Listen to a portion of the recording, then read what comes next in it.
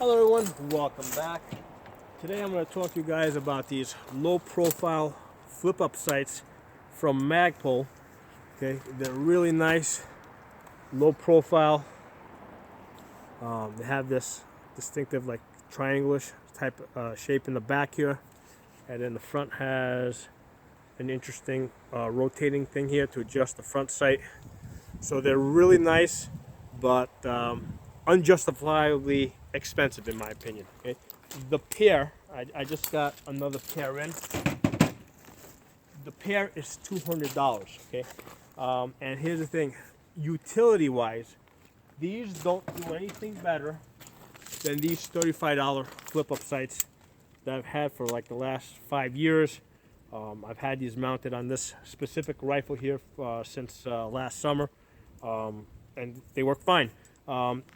On a rifle that I have a full-size optic, like this Holosun 503CU, these sights look decent. You know, they look like everything is, you know, it looks normal to me, okay?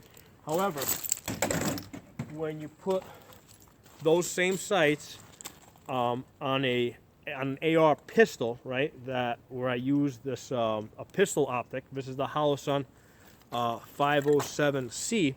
When you use these blocky sights, it just looks awkward. Okay, I don't like the way this looks. You know, it looks kind of weird. So I find that the smaller, low profile ones, you know, aesthetically, it just looks a lot better to me. So aiming wise, doesn't do anything. There's no difference between the $200 ones and those $35 ones. Now the way I use my flip up sights, you know, it's basically a way for me to change out the optic and get a quick zero. So let's say I decide to change this optic out. You know, these, you know, the optic is co-witnessed to the iron sights, so I put the new optic in, I zero to the irons. You know, then I take a couple of test shots, and I'm able to get a quick zero. The only other way that I've used the iron sights is, you know, on a couple of occasions I've helped people, you know, try to improve their qualification tests for the Army. So that's the only other time I've used iron sights. Or on some occasions I've, you know, somebody that was about to go in said they kind of wanted like a leg up. So again, I trained them with these iron sights because, you know, that's what they have to qualify on. So that's the only time I've used iron sights. So spending $200 on something that I really don't use much is kind of like a waste of money. But I kind of can't quite get over the fact that I really like them. Now, in case you guys are wondering why the front sight is pulled so far back, okay, is because I normally don't shoot this rifle at night, but occasionally I might. So if I want to shoot this at night, what I'll do is I'll take this this pistol light, right? This is the Streamlight TLR1 HL, and I'll just mount this to the front. You know, tighten it down a little bit. And when this is mounted to the front and I'm looking through it, I can barely see the bottom of this. This kind of looks like a front sight post inside my optic. Okay, so this works really well. I don't have to bother with putting like Picatinny rails on these M-lock rails. I don't have to bother with running wires. So that's the reason why I pull my front sight back a little bit like that. And I mean, if you think about it, I don't know, these things are about, I don't know, some 8 inches apart. I mean, how far apart are the iron sights on your typical, you know, Glock or 1911, right?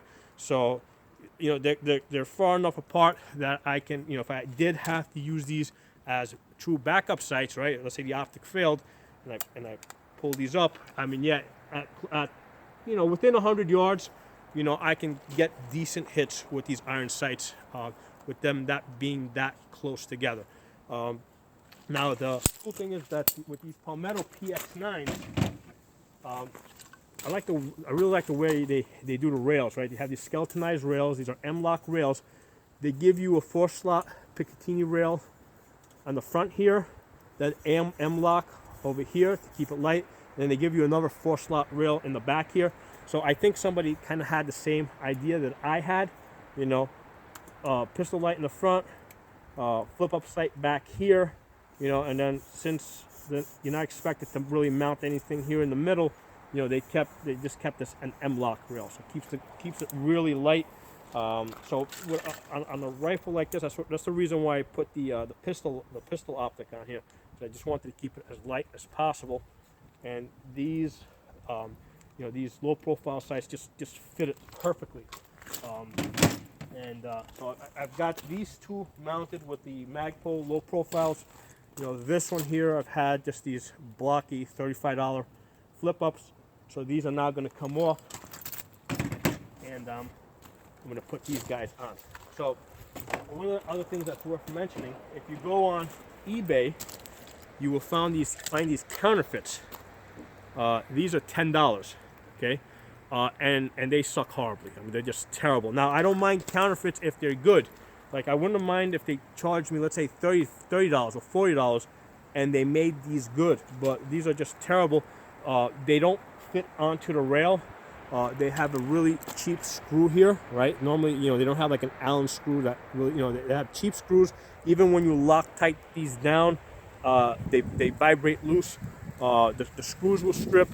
The pins that go through this and hold, let's say, these adjustment wheels in place, the pins fall out. So these are terrible. But for $10, I mean, who cares? The fact is that if I had not bought these $10 ones, I would have never bought the Magpul ones, because the first time I bought these, right? This is like, I don't know, like a year ago. At the time, these were selling for the pair was like $120. So I said $120 for the pair. Why would I do that? I'm used to paying like $35 for flip-up sights. I'm not gonna pay that much money for that. So then I saw these on eBay. I said, yeah, let me get these. So after I got these, I had these on for a couple weeks. I said, wait, these completely suck. They're garbage. But here's the thing. I had really gotten used to the idea of these low-profile, small sights, small flip-up sights. So, because of these $10 ones, I ended up buying the first ones, which are mounted on this rifle, and I paid $120 for this set over here. Then later on, I got this rifle. By that time, the price had gone, this is like closer to August now, the price had gone up to like $180 for the pair. I'm like, oh crap, that's a stupid price, doesn't make any sense, but you know what? I really like them. I bought them. And now, for the longest, like I've had this rifle now for, I don't know, since I think October. I had these blocky flip-up sights on it. I've been really trying to get used to having these on the gun. But every time I look at them, like, damn, those are ugly. It doesn't fit, doesn't match the optic. And I finally gave in. And, now the pair's up to $200. I paid $200 for this pair. And, I'm going to mount them on that rifle. So, bottom line is that these flip-up sights is something that you really don't need, okay? The $35 ones work just as good as these $200 ones, and I know because I shoot every day here, right? But they're just really nice. And as hard as I tried not to buy them, I ended up buying them just because they look so cool, and I really wanted to get them on this rifle here. So, as far as what I think, hey, listen, get lots of ammunition, get lots of magazines, get a good optic, get yourself a sling. And at that point, if you still got plenty of money left over, hey, the money that maybe you were going to go blow at the casino, yeah, buy these Magpul flip-up sights. I mean, they're really nice. They look really good on the rifle. But just be aware that you're buying them for looks, not because they add any real functionality to your ability to hit the target. These block ones, I mean, they work. They work. I mean, I'm able to hit the targets. Actually, I'm able to hit targets out to 100 yards with these $35 flip-ups. Other thing worth mentioning is that they don't have any type of a lock. They just use tension, right? So there's not like a button or anything to press. You just pull them up, and it does take a bit of pressure to pull them up. So they're not gonna flip up or flip down unless you actually put your finger there and push down on them. Okay. The front sight, has a little rolling wheel there to adjust the height, and then the rear sight has the two apertures, right? So you got this little thing that flips up, right? So that gives you, you know, if you're shooting for long distance, and then you can flip this down to get the larger aperture, you know, if you're shooting, you know, at shorter distances, or if you want quicker target acquisition. That usually I leave it in this position here. You'll notice that in addition, you know, the good one, not the real ones, right, not the counterfeit ones, they have, that's what the screws look like, right? So it does not look like that screw, right? You see the difference between that screw and that screw? Okay, that's a $10 one, okay? And then if you look at the back, you can also see the difference in the back, right? You can see how this one has like an X in there, whereas this one's got like, I don't know, it's kind of flat. And you can see how the paint's coming off, even though I've only used this like for about 3 weeks. So, you know, normally I say, hey, get the $10 ones, try them out. But hey, listen, I tried the $10 ones and they're complete garbage. I mean, it's just a waste of $10. You know, I wouldn't mind spending $40 for counterfeits if they, you know, if they were as good as, you know, these $40 flip-ups. Right? So, you know, if I can get away with using something cheaper and it's really just as functional, you know, I'm happy to do that. But these $10 ones from eBay are just complete garbage. So I hope you guys enjoyed this video. If you're not a member of the channel, subscribe. And in comments, put them in the comment section. I'd love to hear from you guys. And I'll talk to you guys soon.